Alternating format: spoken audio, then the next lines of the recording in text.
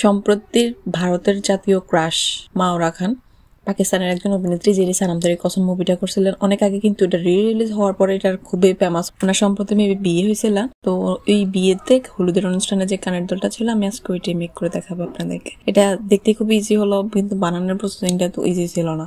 কারণ কেন, এখানে একটু ডিফারেন্ট টাইপ করে করছে। আমি এখানে দুইটা সাইজের বিটস ইউজ করছি, একটা হচ্ছে 6 সাইজের আর একটা হচ্ছে 10 সাইজের। দেন আমার এখানে লাগতেছে হাজারি গোলাপ। এই হাজারি গোলাপগুলো আপনারা স্টিক পেয়ে যাবেন। যদি কেউ এগুলো আমাদের কাছে অর্ডার করতে চান তাহলে অর্ডার করতে পারেন, আমরা এগুলার অর্ডার নেই। আর এগুলার জন্য আমাদের একটা পেজ আছে arts and craft by Sabiha, আপনারা চার্জ দিলে পাবেন।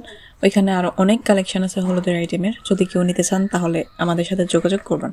দেন আমাদের লাগছে হাজারি গোলাপ, হাজারি গোলাপের সাথে কিছু কলি, তো ওই কলিগুলা এখানে ইউজ করতেছি। আর এখানে কি একটা কলি আছে যেটা হচ্ছে জিপসি, ওইটা আলাদা করে একটা স্টিক কিনতে হয়। আমার এখানে আরেকটা ভুল ছিল, ভুল না আমি বলবো আমার এটা মিসিং ছিল। আমার এখানে ফুল থাকার কথা একই কালারের দুইটা, কিন্তু আমি একটা মেক করার পরে দেখতেছি আমার আরেকটা কালারের ফুল নাই। দ্যাটস ওয়াই এটা ডিফারেন্ট দুইটা কালার হয়েছে। আমি ভাবলাম যেহেতু আমার কাছে সিমিলার আরেকটা কালার আছে ওইটার একটু স্প্রে করে নিই। এখন আমি বুঝতে পারতেছি না কোন কালারের দিকে যাব, হালকা হলুদটার দিকে যাবো নাকি গাঢ় হলুদটার দিকে যাব।